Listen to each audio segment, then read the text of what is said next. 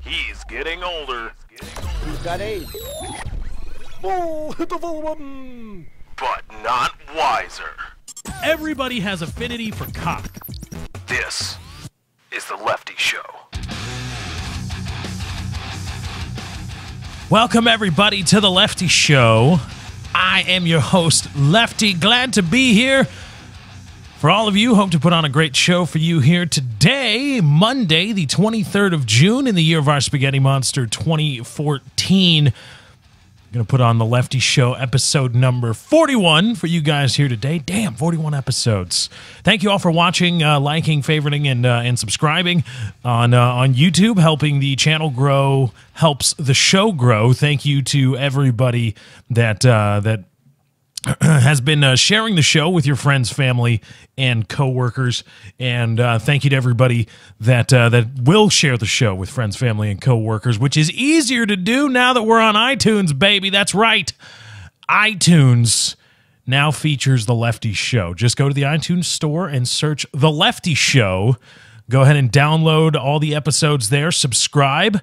Leave a rating on the feed page on the iTunes store. That will greatly help out with seeding and whatnot. I read some of the comments. Apparently, you can leave reviews of podcasts and RSS feeds that are on the iTunes store, and I didn't know you could do that. And some people had left some very encouraging words for the Lefty Show. I don't know if those were forced or honest to God or honest to Spaghetti Monster feelings about the show that I put out for you guys pretty much each and every day. But it was really encouraging, and I really liked reading it. So thank you to everybody that's been doing that on the iTunes store. Just, again, go to the iTunes store and search The Lefty Show. Or if you're on Android, go to any podcasting app of your choice and search The Lefty Show, and you'll probably find us there. And if that doesn't work, you can even go, and there's a link in the description on the YouTube page, to leftyshow.podbean.com, and you can manually subscribe to the RSS feed there.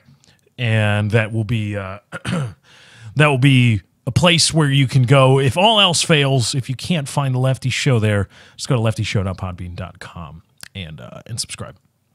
And thank you to everybody that's been donating. I'mRaising.com/643 Productions. You can go to I'mRaising.com/643 Productions to donate to the show if you want. Greatly appreciate it and thankful to everybody that's been doing so. There's a link in the description. Or once again, just I'mRaising.com/643 Productions. Just putting the finishing touches on uploading another episode of PKA Plays. Yesterday was 8 hours of recording, and oh my God. Like, playing video games is fun. It's a fun thing to do. However, when you realize that you started recording at around 2 o'clock, 3 o'clock, and you're finishing up the game, and it's 11:30 at night. Where did the whole day go? We were playing for about 8.5 hours. And I actually, for the first time, I actually left. I edited it all up last night, and set it to render overnight, one of the first times I've ever done that. Thankfully, my PC did not catch on fire, rendering 8 hours of 1080p video. But there's PKA Plays coming your way. There's probably going to be 1 or 2 episodes a day, and hopefully can supplement it with a few other things, including, but not limited to, the Lefty Show. So PKA Plays coming your way. Lots of fun stuff there. Hopefully more, again, with the Steam Summer Sale officially in full swing. I'm looking at Insurgency. I don't know if anybody plays that. It looks kind of fun, but not sure. Maybe we'll check it out. Anyway, I remarked about this over the weekend. I saw something, and I didn't want to forget it. And so it's going to be the first topic up. It is newsy. However, it's just I don't want to wait covering it because I might forget it, because I'm a forgetful person like that. For those of you that don't know, I saw this on Reddit, as I do much of the news. I pull it through a filter and try to make sure it's variety. I saw that that there was a study that showed that, or while somebody decided, hey, maybe we'll measure these things, Trojan Magnum condoms, which are traditionally or are marketed as the bigger and better condom. If you've got a bigger schlong, you're wearing a Magnum. That's how they've been subtly marketed. I mean, just the idea of Magnum, everybody kind of has an idea of Magnum as applied to bullets and bullet caliber. And, you know, the Magnum round is traditionally more, I think, explosive. It has a faster muzzle velocity, and that's all I got for you there. But it's traditionally the bigger, and not necessarily the bigger round in terms of size, but bigger in terms of force applied to a target. And Trojan originally named their condom brand after that, but only recently have started actively billing it as, if you've got a bigger dick, wear a Magnum condom. And they have another series, the Trojans, ENZ, and somebody decided, I'm going to rip open a bunch of packets of each of these, Magnums and the regular Trojan condoms, and measure them to see, are Trojan Magnum condoms actually bigger for a bigger dick than regular condoms? And it turns out, no, only marginally so, only in the width category, the diameter of the spherical cock hole, as we'll call it. It's an industry term. I think the Trojan Magnum is on the order of a couple tenths of an inch larger in diameter than the regular condom. Essentially, though, in terms of effective volume, the two condoms are exactly the same. So if you're regularly packing the regular Trojans, you could wear a Trojan Magnum and fit. And I think they're a bit more expensive, but you'd get the idea in your head of, oh, according to Trojan, I've got a big dick. You see this, baby? I got Trojan Magnums. You know what that means, right? But it doesn't necessarily mean that you've got a bigger dick because they're the same size. And I said, as soon as I saw that, it was something, it's one of those things that if you're skeptical even at all, you knew that going in. You, in your brain, even if you didn't consciously think it, you knew, oh, well, of fucking course that would be the case. Of course it would be the case that somebody selling an elite class, and I read this and I thought, well, duh. Of course somebody that's selling something, selling an elite feeling, a class. Oh, if you have this, somebody's selling aura. If you've got a Trojan Magnum condom, it will imply all of this around you. Just the very fact that you have the Trojan Magnum condom in your wallet or purse means that you either have a big dick or like taking big dicks. All right. You're selling prestige of sorts. Because in our society, for some reason, it's prestigious to even think of having a big dick. I don't know why. But of course, Trojan would do. Of course, there's no actual difference between the regular condom and the Trojan Magnum. Because if the Trojan Magnum really was designed for gigantic cocks, they wouldn't sell any. They wouldn't sell many, because we all kind of lie probably on a normal distribution of dick size. And the Trojan ENZ is designed to fit probably within one standard deviation, probably two standard deviations of that distribution. And if the Trojan Magnum was designed to fit not the remaining two standard deviations on either side, because within three standard deviations, I think you're talking about 99.999% of all cases observed. But the one standard deviation, the statistical outliers of cock size. That's the idea of the Trojan Magnum. If you want to talk about from one standard deviation out, even then, you're talking about statistical outliers in cock size. They wouldn't sell any, because if it was so that if you've got a normal dick and you try to put on a Trojan Magnum condom and it would fall off, That's the idea. Like, oh, well, I'm wearing a Magnum because I can feel it. It won't fall off. If that was truly the case, and Magnums truly were designed for a much larger dick size, they wouldn't sell any because there's not enough people to justify the selling. Because we would assume that if you can't fit a Trojan Magnum condom and it would slide off and it wouldn't perform as a functioning condom for you, a prophylactic, you wouldn't buy it. So the very fact that Magnum condoms in stores and gas stations and health clinics across the country, probably even the world, I'm not sure whether Trojan is an international brand, the very fact that Trojan Magnum condoms exist on store shelves everywhere probably means that it's pretty close in size to the regular thing. Because otherwise, there is huge variance in the size of dicks in humanity. And that just doesn't make sense.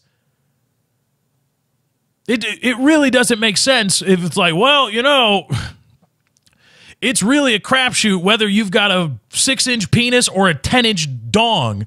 We don't really know. So we've got to put them all out here and hope everybody buys them. Of course, they're going to make it so that you, somebody probably with an average sized dick, maybe a little more, maybe a little less, doesn't matter, you can fit into the Trojan Magnum condom so that you can feel as though, I've got a fucking big ass schlong. Check it out, baby. Look at these. And of course they would do that. It makes perfect sense when you think about somebody's selling you something. Trojan doesn't care about the size of your cock.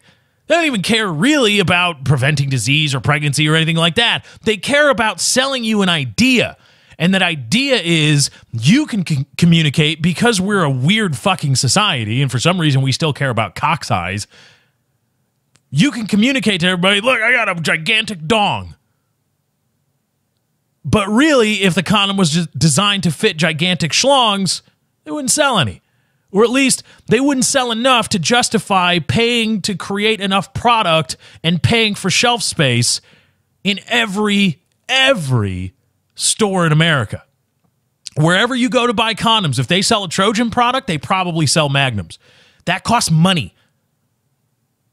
And if they're not, if they weren't selling, if they were actually selling practicality as opposed to a bullshit idea, then they're spending a lot of money to try to capture a really niche market, try to capture porn stars. And how many porn stars do you see wearing rubbers anyway? And also, do you ever think that there's some kind of vetting process in porn? Maybe it's not that, oh my God, everybody's got a huge, gigantic cock. And if I'm average size, that means I'm effectively little. No, it's average because it's average.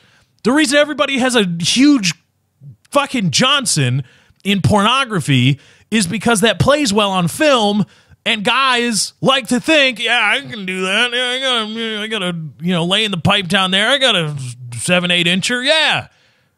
Oh, just yes, of course. And speaking on practicality, even if we're operating under the assumption that Trojan Magnum condoms were sold under the guise of practicality, meaning that they would actually be designed for larger schlongs. Those larger schlongs would also fit in the regular condoms, because have you ever worn a condom? Have you ever tried to take it off and not grab the elastic base of the cock band? Have you ever just tried to pull it off towards the end? Do you see how far that motherfucking thing stretches? You could fit your arm up to your elbow in a regular condom before I don't even know if it would break at that point. And that's just go get a regular condom and shove your arm in there. You could use that to inseminate cows. You don't need to get a Trojan Magnum. Oh, I got big forearms, I got to put in Trojan Magnum. No! Those things stretch forever. Latex. This is something we've been doing for a long time. We're really good at it. The very idea of Magnum it's such an idea. It's nothing but an idea, an aura, an elite class that they're selling you. It's like, I forget who makes Lexus. I believe the Lexus is independently owned by Honda, I want to say. Let me research this.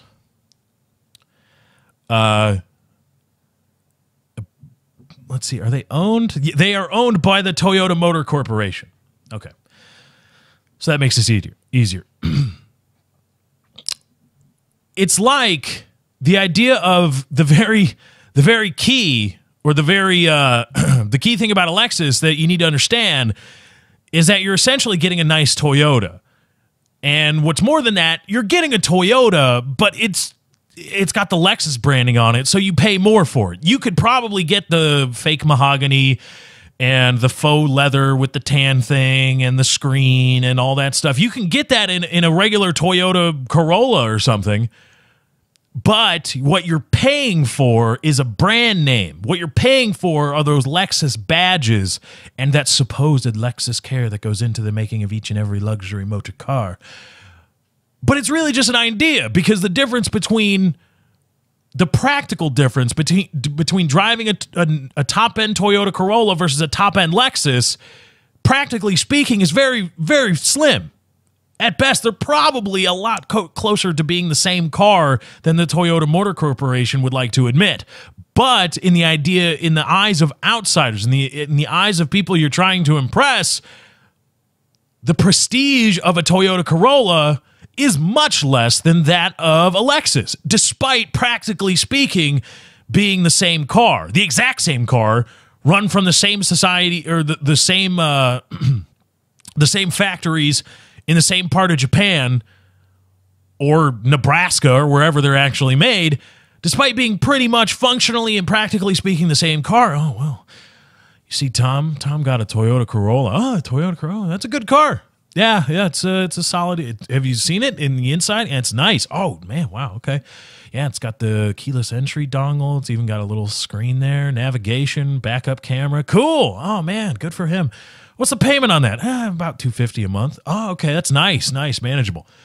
And then same guy. Hey, did you hear Tom got a new car? Yeah, what did he get? He got a Lexus. Oh, Lexus, huh? Got to take a ride in that thing. Oh, I did the other day. It's amazing. It's amazing. It's got the coolest thing. It's got a little keyless entry dongle thing, and it's got a screen on it, and it's got the leather seats and the mahogany dash, and oh my God, it's such a sweet machine. I don't know why anybody would buy a Mercedes. It's got a Lexus. You got to go for a drive in it. Oh man, I will. I'll hit him up about it. But keep in mind, they're talking about the same car. Similarly, when you're buying a Trojan Magnum versus a Trojan ENZ or Trojans,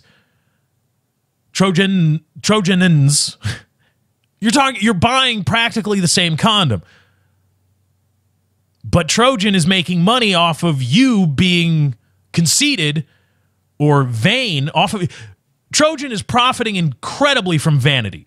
Of course, there are guys with big dicks, but Trojan, being geniuses, somebody there should be a fucking millionaire, said, well, wait, what if we just give them it's the same fucking condom. We'll give them the same condom, but let's make them think they're going to be all like those fucking big swinging dicks they see in the porn videos. Let's make them think that.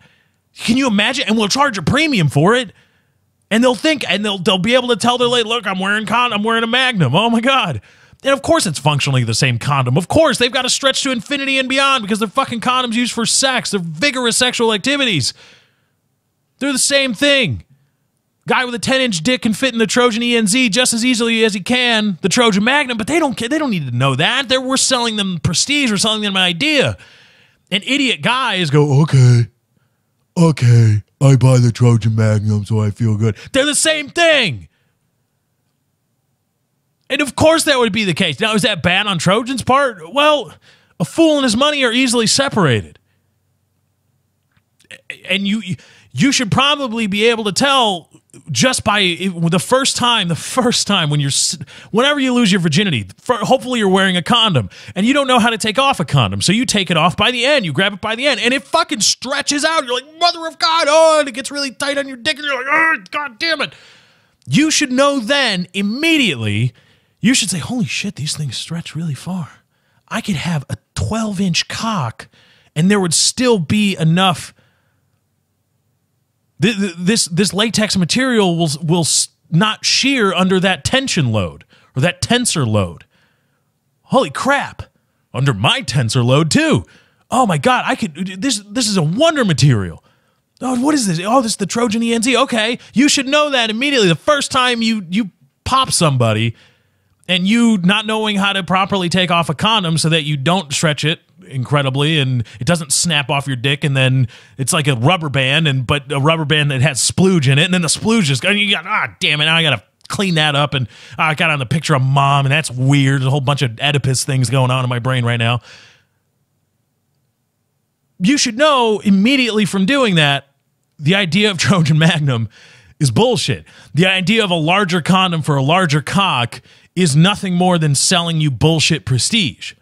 And I have a hard time faulting the Trojan Corporation or whoever owns them for that, because they're playing to our vanity. And, you know, it happens all the time. It happens in the makeup industry, Mary Kay, and the cologne and perfume and fragrance industries. Happens all the time. Why not in the prophylactic industry? Say, hey, you want to pay an extra couple bucks for a box of condoms that are essentially the exact same, but everybody will think you got a gigantic dick? And here's the thing, guys. I know you might be thinking about, a few of you at least are thinking right now, holy shit, I can go out and buy Trojan Magnums now and tell everybody, oh my God. Here's the thing. It doesn't fucking matter. The size of your dick doesn't matter in any context. It does not matter. Your cock, big or small, average, slim, girth, whatever, doesn't matter. It simply does not matter at all. And I know you're thinking, well, Lefty, how can you speak for all women? Some women probably enjoy a larger size. Yes. However, you're trying to find a woman that will enjoy fucking you. And you're trying to find a woman that you will enjoy fucking, or a man that you will enjoy fucking, whatever. And if that person is not getting enjoyment, because a big part of sex is, I would have to assume for many people, is seeing the enjoyment from somebody and getting enjoyment from the communal pleasure or the combined pleasure of the two of you. And if you're railing some chick and you got a massive dick and she's crying because she doesn't like it, or you've got an average dick and she wants, a 12-incher and she's just laying there taking it like a dead fish, neither of those scenarios are good sex. That's going to be bad sex. And you want good sex. Now, if you don't care about having bad sex, then it doesn't fucking matter your dick size at all. Just fuck whatever it is you want and get it done. If you care about good sex, though, you are also going to care about what your partner enjoys. And you are going to find a partner that enjoys your dick size, whatever it is. So, logically speaking, the size of your cock, big, small, average, whatever, doesn't fucking matter. It just doesn't, unless you're in porn. But even then, there's small dick porn. There's medium-sized dick porn. We call it amateur porn. And then there's huge, gigantic Mongo, holy shit, how are you still, I did not know you had that amount of blood in your body. That's got to be partly prosthetic porn. And those guys have a place too. Everybody has affinity for cock. Everybody has affinity for cock. And it doesn't matter your size, big, small, or average. So don't play into and don't let people play on the vanity of, oh, well, you should tell everybody you got a big dick, because it doesn't matter. You'll be able to find a girl or guy or non-gender conformist, partially special flower, whatever, that likes your dick no matter what size it is. You'll find somebody. And if you've got weird sexual proclivities about involving the size of your dick, guess what? You can find people for that too. The size of your cock is, first of all, it doesn't even make any functional sense. It doesn't make any sense.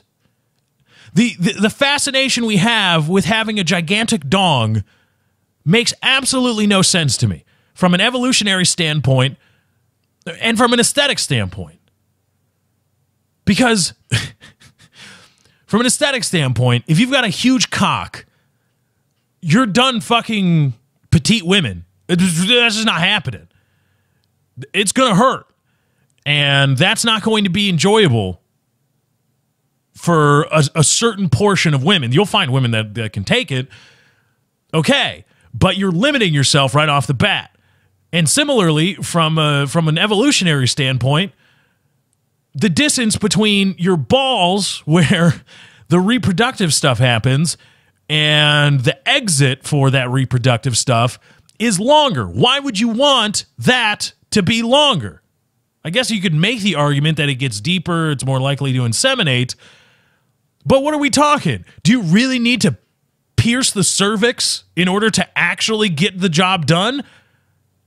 If that's the case, and I would argue evolutionary, from an evolutionary standpoint, if that was the case, if you could only have a gigantic cock to inseminate women, we would all have gigantic cocks. But we don't.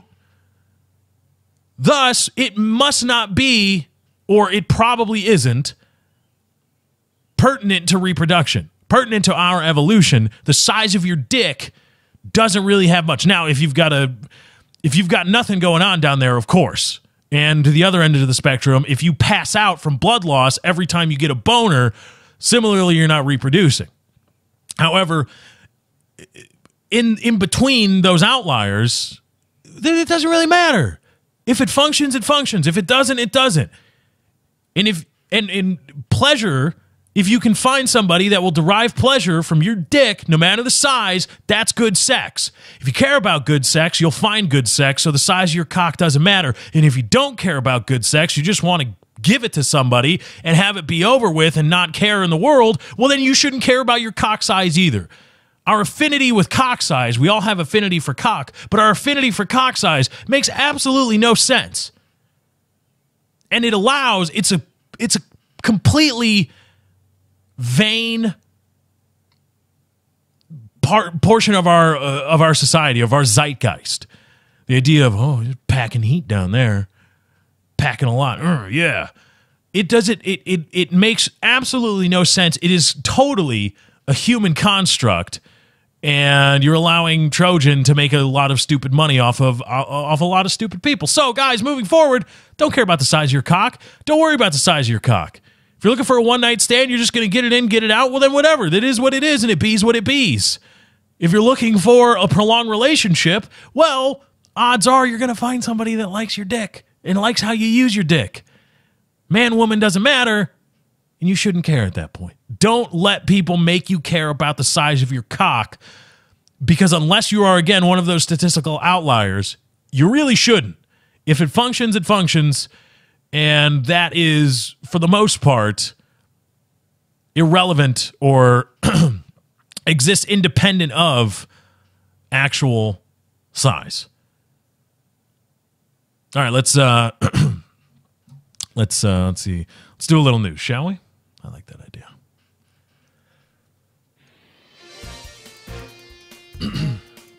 We got a lot to talk about today. We're talking a little bit about Detroit. Yeah, Detroit's in the news. They're shutting off people's water. New York. It's a story from the New York Post, so I don't even know if it's real. But apparently, New York is banning selfies with tigers and monkeys and lions and tigers and bears. From the New York Times, the U.S. is trying to censor more of the memo that apparently legalized drone strikes on American citizens. And lawyers can now scour jurors' social media sites. And we'll talk a little bit about autism. PETA's in the news talking bullshit about autism with regards to milk and now some pesticides. This is News with Lefty. Let's get into it. So PETA, People for the Ethical Treatment of Animals, started out, I guess, with noble intent, and has quickly become a psychotic fringe group on the order of Earth First and Greenpeace. Or who are the psychos that try to board whaling ships?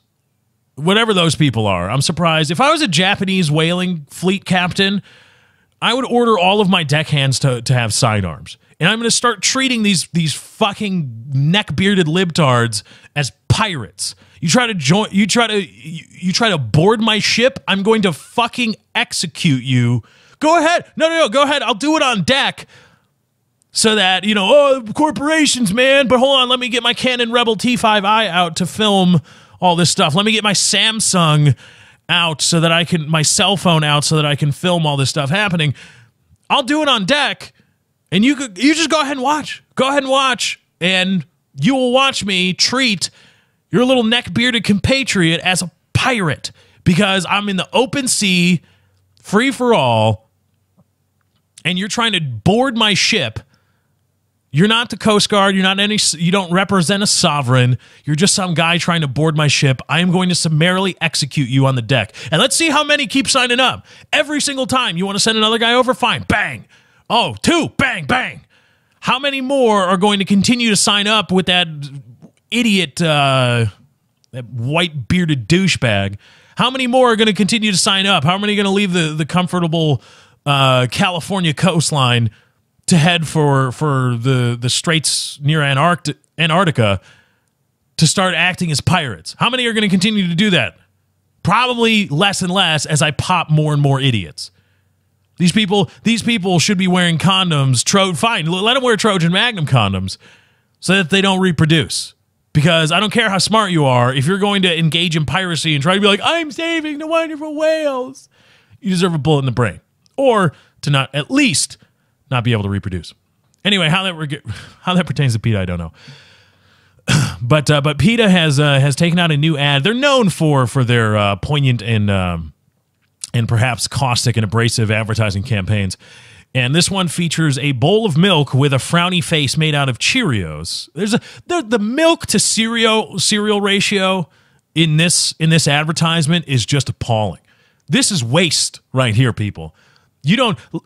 How much milk had to be in that fucking bowl because it's filled to the brim, but it's only got 1, 2, 3, 4, 5, 6, 7, 8, 9, 10 Cheerios on it. That's a waste. How much water did you waste filling up that bowl, or milk did you waste filling up that bowl to get 10 Cheerios in it? If we're assuming somebody that started as a full bowl, my God, it's not that heart healthy. Chill out. Anyway.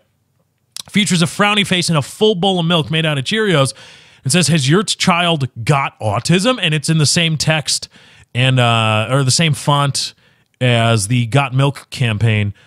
And it says, learn about the link between autism and dairy products at PETA.org. Attention grabbing, go to PETA.org. What you'll learn about, and this is from the Daily Beast, PETA earned its chops over the last few decades by raising public awareness about the cruelty of wearing animal fur. Using hard-hitting, obnoxious photos of fur-covered celebrities, they drove home their point and changed the way many people think about wearing that mink in the process. It is unsettling, therefore, to see them adopt the same take-no-prisoners approach to pushing an eccentric theory linking milk consumption to autism. Their Got Autism campaign features an aerial photo of a frowning string of Cheerios in a bowl of cereal. In the ad, they cite an article published by several Norwegian scientists in the Journal of Nutritional Neuroscience. The article, published in 2002, no less, that's 12 years ago for those of you keeping score at home, was not lead article in that particular volume. That honor went to, quote, the development of food preferences in cats, the new direction, end quote. Really? My God. The lead in nutritional neuroscience, the lead article in any volume was entitled The Development of Food Preferences in Cats, The New Direction. It sounds like a Star Trek series. Star Trek, The Next Generation, Star Trek Voyager, Star Trek Deep Space Nine, Star Trek, The New Direction. One Direction. There is but one direction, my friends. The autism article described 20 children with well-characterized autism, 10 of whom went on a gluten and casein, the protein in cow's milk, free diet, and 10 of whom went about their business as usual. At the end of the year, the two groups were retested, and the group on the restricted diet appeared to have improved, as evidenced by demonstrating fewer traits of autism more than the kids on no particular diet. Other aspects of their autism, including language skills, were unchanged. This study was one of many by the same research group that presents a thoughtful, not nutty, biologically plausible way to link sensitivity to some ingested foods with a wide variety of symptoms. Lots of kids have food allergies. Even more kids have parents who think they have food allergies. For example, I was an itchy kid and placed on a few months Pace a few months on a diet without milk or chocolate. I continued to itch and flunk the test. I suspect I am not in the minority of children worried about of worried parents to have been experimented on. So PETA is now running an ad campaign linking autism just without any kind of thought, without any kind of foresight into how this will impact society at large. Because now crazy parents are going to stop buying milk because of a bullshit study linked by PETA. Because for some strange reason, there are very stupid people that go to the People for the Ethical Treatment of Animals for their fucking scientific news.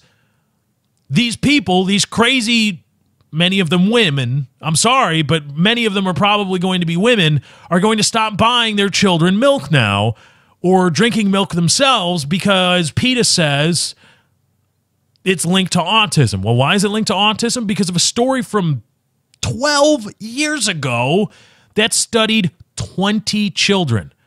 20 children. Not 20,000, not 2,000, not even 200. 20 children. 20 children. Do something 20 times. Do something, anything that is considered random. Roll a 6-sided die. Flip a fucking coin. Flip it 10 times. Do you have 50-50? It's generally accepted that if you flip a fair coin, and well, if you want to discuss what is and is not a fair coin, okay, that's a good question, and I can't answer it. But let's assume that any coin you fish out of your pocket is generally fair. You haven't doctored it in any way to give any one result. If you flip that coin 10 times, or shit, do it 20 times. Are you going to get 10 heads, 10 tails? If you roll a 6-sided die, you roll a 6-sided die 20 times, are the number of things that come up, are the different numbers that come up, are they going to be distributed as you would believe them to be, 1/6, with a 1/6 probability? 20 fucking times. 20 times! And PETA read this and said, yep, okay, let's get our face in the news again. Let's go to crazy psychotic parents and tell them, because of these 20 fucking kids 12 goddamn years ago, whatever autism was defined as then, let's go back 12 years and scare you with 20 children. 20 children. 10 of whom may or may not have just kind of stagnated with their autism disorder their autistic spectrum disorder symptoms, less than kids who had gluten and milk-free diets. By the way, oh, and by the way, because many of you who are reading this are on a gluten-free diet, we're going to say nothing of the fact that they were divided along gluten and milk. So you were gluten-free and milk-free. And we are not going to rectify that disparity. It's, 10 kids out of 20 who didn't have gluten or milk. Well, they may have, by these subjective standards, kind of at least kept on along this path of autism spectrum disorder. And these other kids who are on no diet, or no, these kids who went free got a little bit better, kind of, I guess, maybe. And the kids who maybe had gluten and maybe had milk, it's worse than I initially even presented it. Because we don't know if the guys had milk or gluten. We don't know. They just didn't have the restrictions. And there's 20 people. Oh. And this belies a bigger problem in society. We need to stop scaring ourselves with autism. Whatever it is, too. We need to stop scaring ourselves with it. Maybe this causes it. Maybe that causes it. Stop doing that. And what's more, to those of you listening to this show who do have a thought in your brain, and I'm sure there's many of you, don't let other people do it. Say, no, no, no, no, no, no, no, no, no. Stop trying to scare me or scare other people with autism because that's bullshit. Stop trying to scare other people with cancer because that's bullshit. Let's do the studies first. Let's find substantive links, and then we can go from there. But just raising the question, does it cause autism? Freaks people the fuck out. That's why pertussis is back. That's why whooping cough is back, because of idiots like you who are using autism to scare other idiots into doing stupid shit. Stop. Similarly, there's a new study, this is from Yahoo News, that links pesticide exposure in pregnancy to autism. That's a new thing. Linked to autism. We're going to play a game that should be a bit. Submit me via Twitter at Lefty643. You can follow me on Twitter, Lefty643, by the way. Stay updated on all the Lefty Show news. Submit to me at Lefty643 or in the comments of this video something that can be linked to autism. We're going to play a game called Linked to Autism. And tell me something that you think might be linked to autism. Could be funny, could be real. Blah, blah, blah, linked to autism. Because that's a new that's a new fad. It used to be cancer. It used to be AIDS. Now it's autism. Milk is linked to autism from 12 years ago. 20 kids. New study links pesticide exposure in pregnancy to autism. This is Yahoo News. Quote, In a new study from California, children with an autism spectrum disorder were more likely to have mothers who lived close to fields treated with certain pesticides during pregnancy. Proximity to agricultural pesticides in pregnancy was also linked to other types of developmental delay among children. Quote, ours is the third study to specifically link autism spectrum disorders to pesticide exposure, whereas more papers have demonstrated links with developmental delay, said lead author Jane F. Shelton from the University of California, Davis. There needs to be more research before scientists can say that pesticides cause autism, she told Reuters Health in an email. But pesticides all affect signaling between cells in the nervous system, she added, so a direct link is plausible. California is one of only a few states in the U.S. where agricultural pesticide use is rigorously reported and mapped. For the new study, the researchers used those maps to track exposures during pregnancy for the mothers of 970 children. The children included 486 with an autism spectrum disorder, 168 with a developmental delay, and 316 with typical development. Developmental delay, in which children take extra time to reach communication, social, or motor skills milestones, affects about 4% of U.S. kids, the authors write. The Centers for Disease Control and Prevention estimates that 1 in 68 children has an ASD, also marked by deficits in social interaction and language. In the new study, about a third of mothers had lived within a mile of fields treated with pesticides, most commonly organophosphates. Okay, that's key. Most commonly organophosphates. Children of mothers exposed to organophosphates were 60% more likely to have an autism spectrum disorder than children of non-exposed mothers, the authors report in Environmental Health Perspectives. Autism risk was also increased with exposure to so-called pyrethroid insecticides, as was the risk for developmental delay. Carbamide pesticides were linked to developmental delay, but not autism spectrum disorder. So the key here is most commonly organophosphates when talking about pesticides. And later in the article, let's see if I can find the money quote. Okay, it would be. This is from the author of the article. It would be great. It would be a great first step to stop using organophosphates and pyrethroids inside the home. They're talking about limiting in the months before and after pregnancy, limiting the use of organophosphate pesticides in the home, whether it be garden, lawn, whatever. And this study, again. 970 seems like a lot, but when you're talking about something you're looking to make an actual medical proclamation, 970 seems like how many children are there in America? How many people with autism, with an autism spectrum disorder? Okay, well, 970 seems kind of low.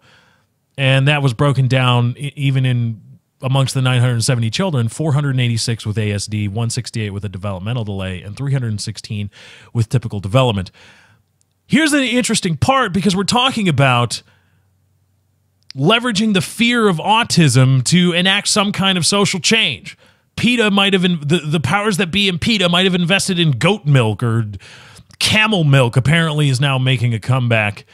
What the fuck am I talking about? People are honestly drinking camel's milk and saying, yes, this is camel's milk is the greatest thing. It's $18 a fucking pint. $18.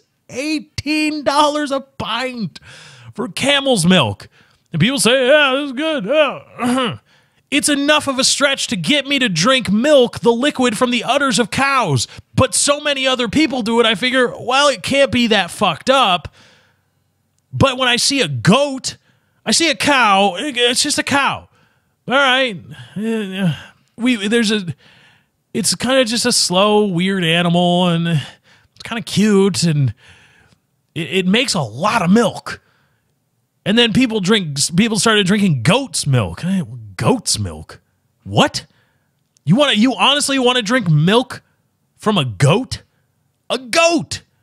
The thing that was eaten by the Tyrannosaurus Rex in Jurassic Park. People drink the milk from that.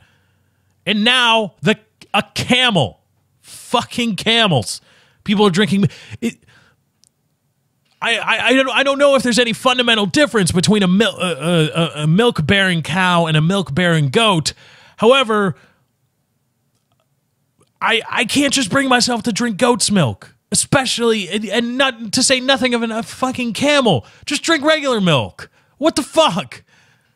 Drink it, yeah, it's got fats in it, and it's got all these things. Well, who cares? Fucking drink it. It's got calcium. It's good for you. We don't need all these highly specialized forms of milk now because, oh my God, regular milk is so bad, because eventually we're wandering into a minefield.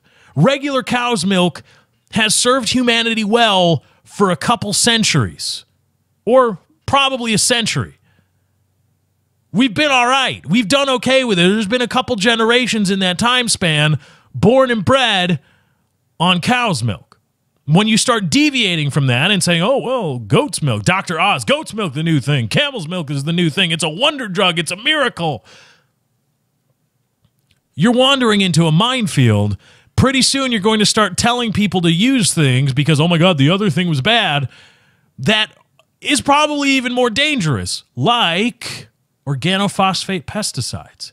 Organophosphate pesticides are the pesticides that were developed so that we did not have to use DDT anymore, and other kind of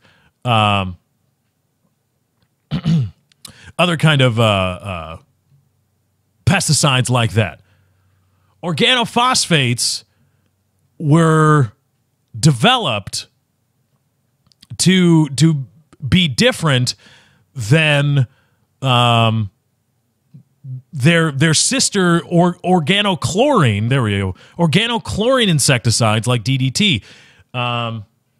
This is from Wikipedia, but I trust that the organophosphate Wikipedia page has been edited with actual knowledge in mind instead of trying to shift a message. So I'm not going to do much independent research outside of Wikipedia. I will if shown to be wrong.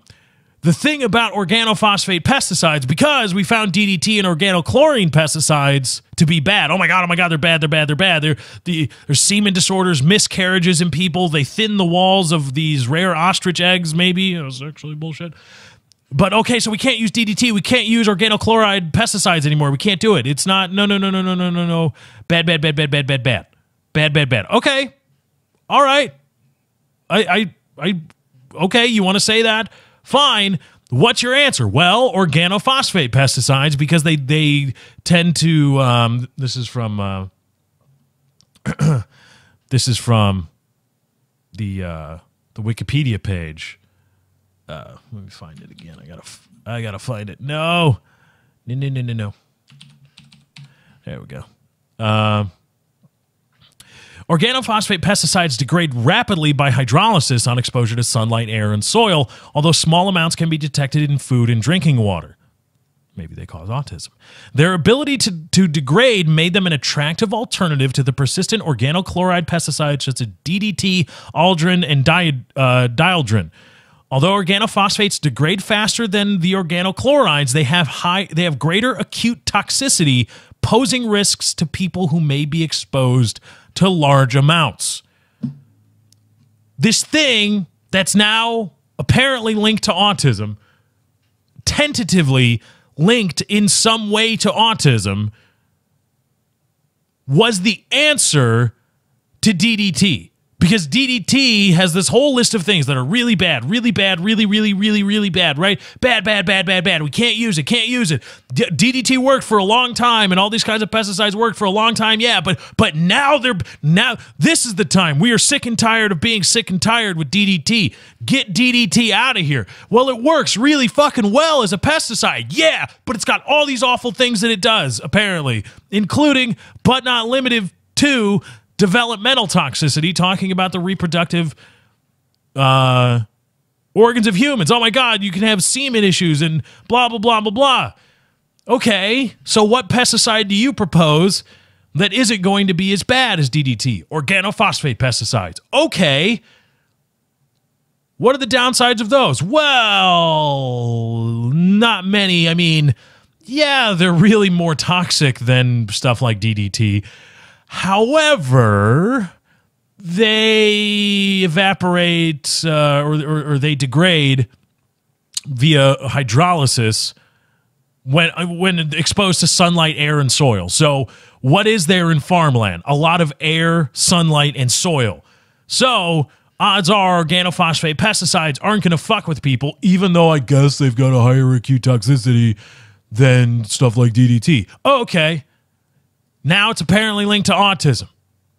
We went in with organophosphate pesticides, said, all right, let's do this now. Oh, all the bad stuff from DDT is going to go away. Oh, and here we go.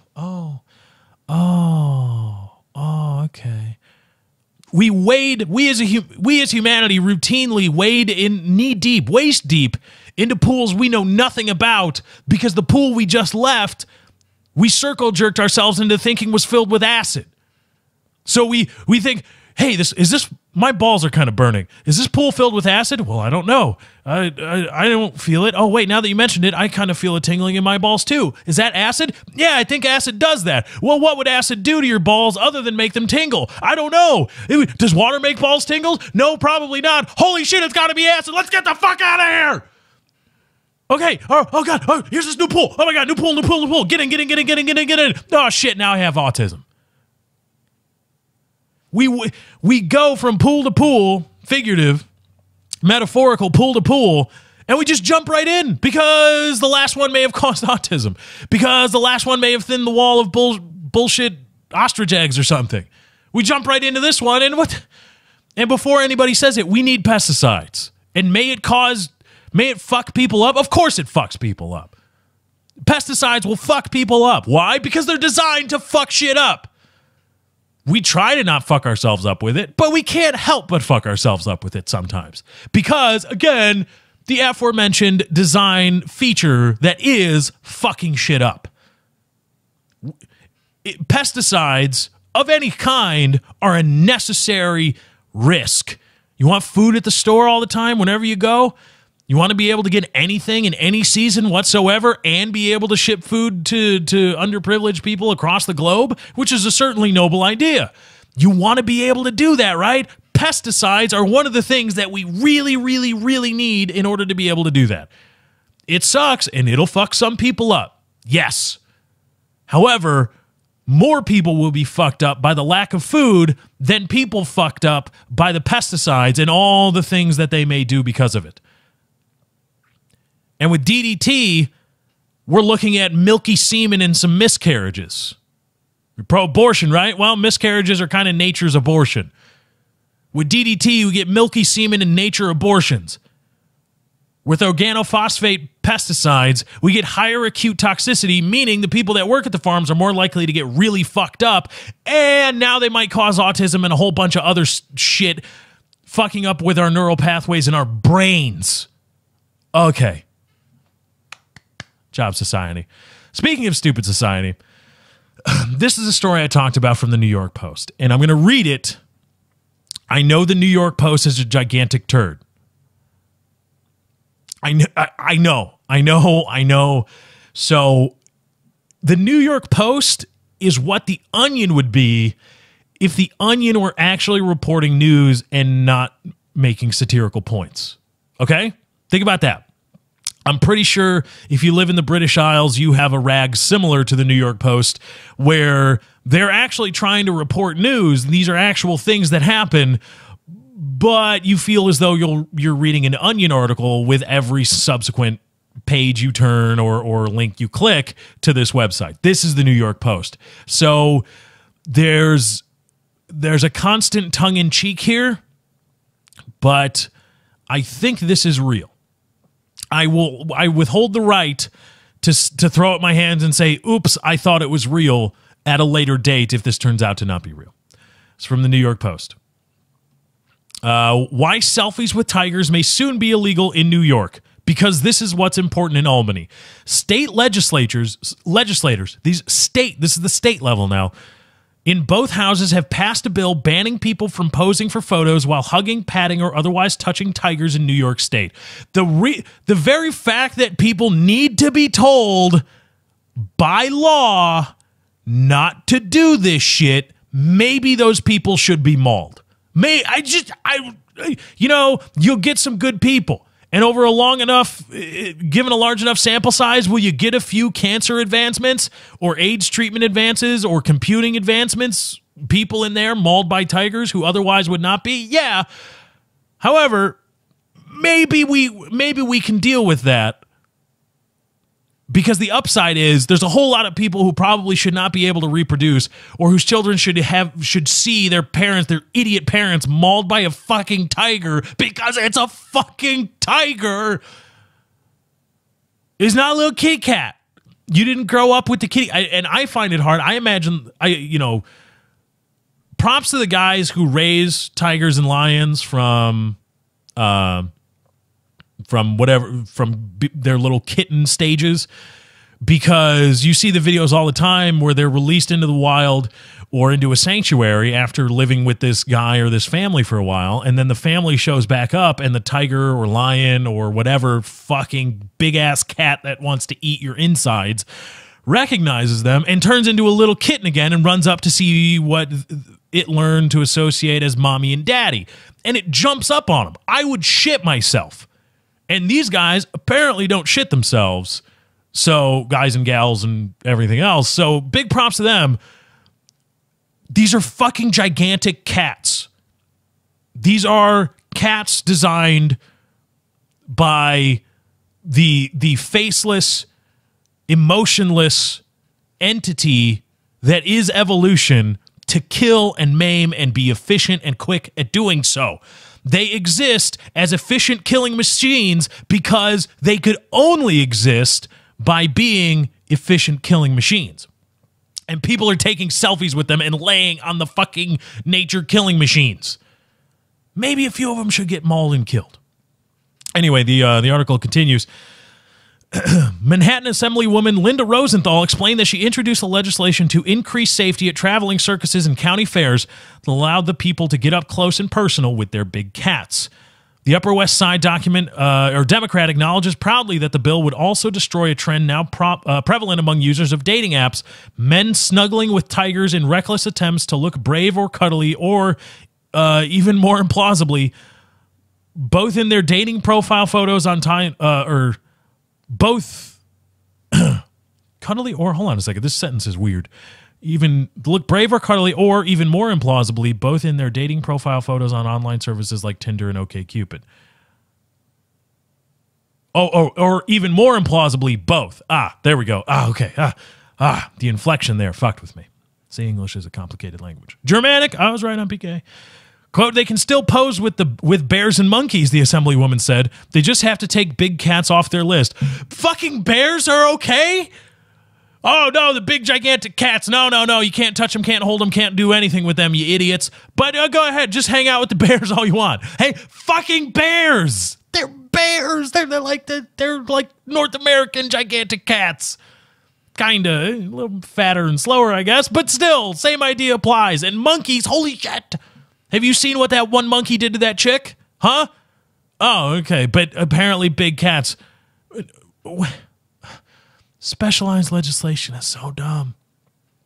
The wacky bill puts a crimp in what has become one of the most annoying internet memes this year. I would agree.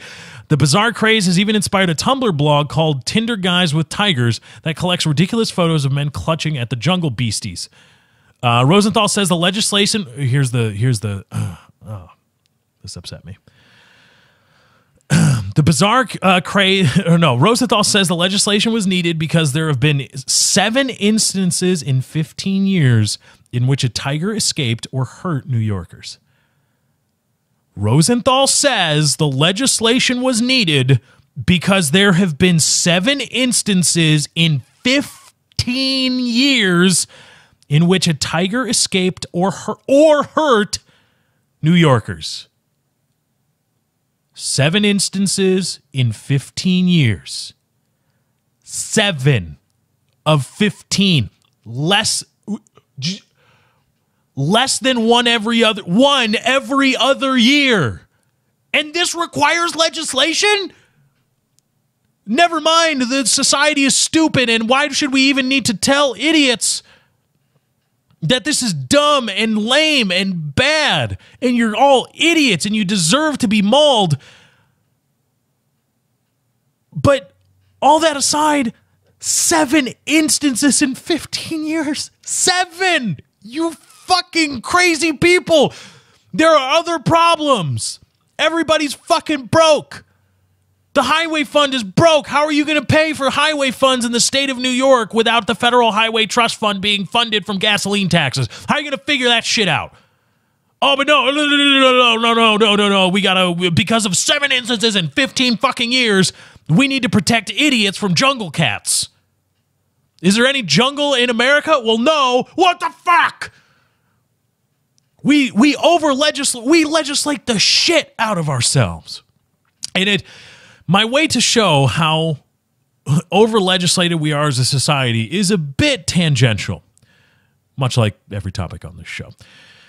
I use Supreme Court, different iterations of the Supreme Court ruling acts of Congress unconstitutional. Okay? It may seem counterintuitive at first. Like, well, why not just look at the amount of legislation passed? One, that data is hard to come by. However, what's easier, it's hard to come by. However, Supreme Court decisions are not, because there have been relatively so few of them with respect to, or relative to, how many, just strictly speaking, acts of Congress there have been throughout this country's history. And I'm talking here about American society over legislating ourselves. You can probably, if you're from the British Isles or any other place in the world, you can probably find similar statistics as to how completely over legislated you as a society are. The first instance of the Supreme Court overruling an act of Congress was Marbury versus Madison. Now, the facts of the case are really irrelevant, but that was the first time, and it was a landmark decision because it was the Supreme Court actually saying we are an Article III court, and we are taking the power and assigning the power of judicial review for ourselves. It was never explicitly stated that the Supreme Court can overrule acts of Congress and rule them unconstitutional. However, the Supreme Court bootstrapped that power to themselves and said, well, Article 3, we think, intends for us to be able to do this, so now we can. That's the law of the land. But in an odd twist, they said, yeah, we can do all of it, and it's our power, and it's unconstitutional, this law. And Madison, you have to deliver the commission to Marbury, but we neither have the power to make him do that, nor is this the proper court to hear the case, so dismissed. But still, we've got all this power. It was 50 years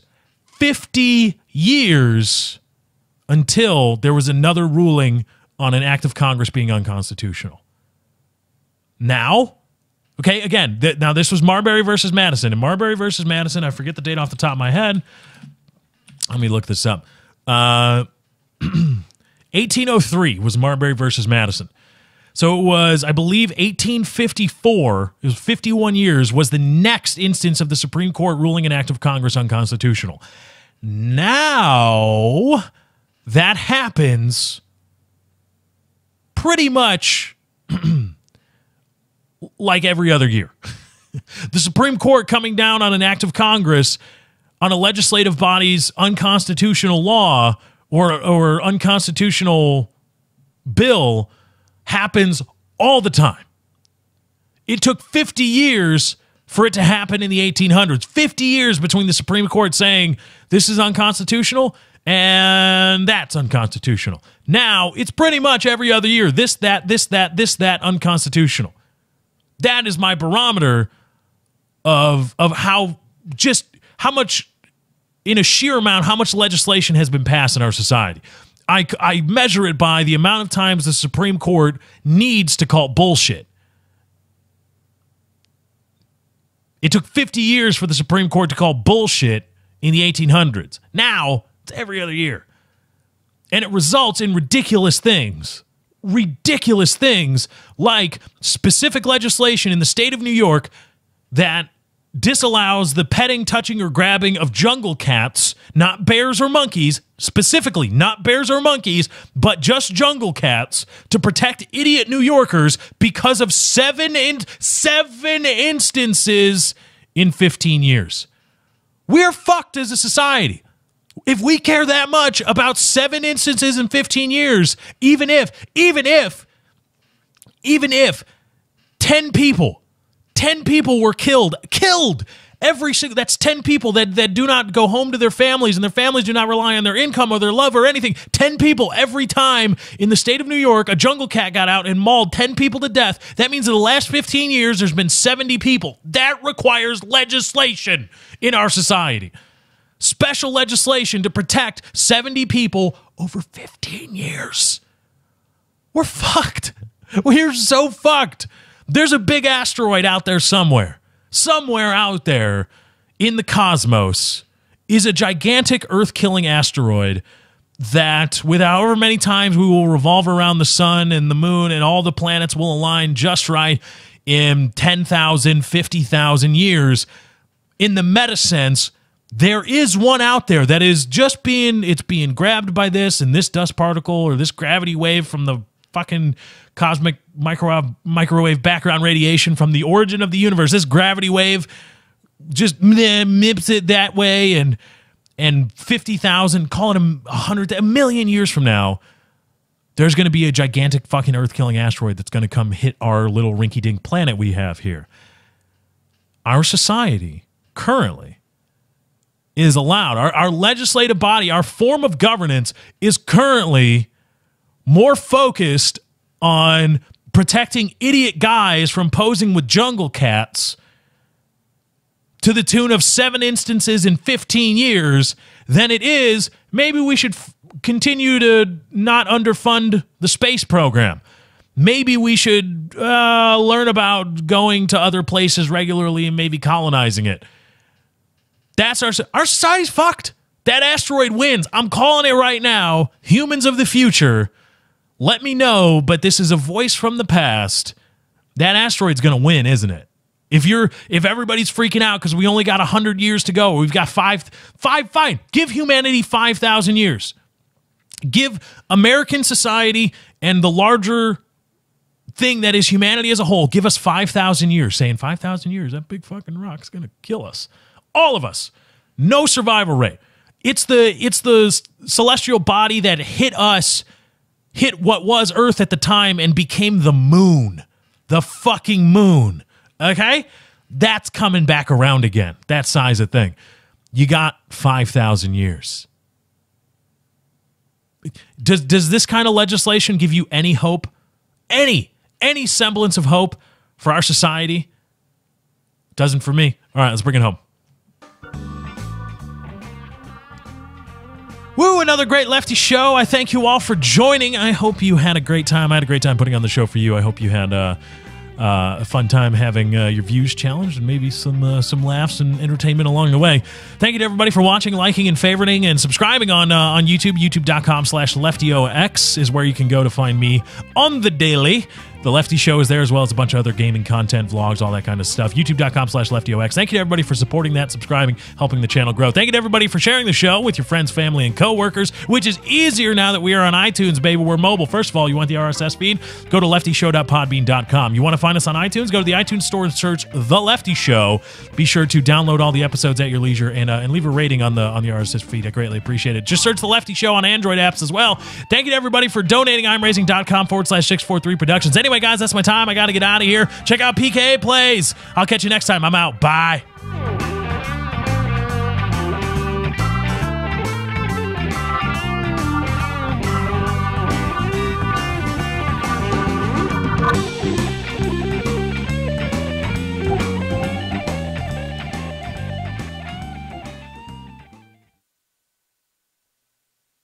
I can't see you though, bitch.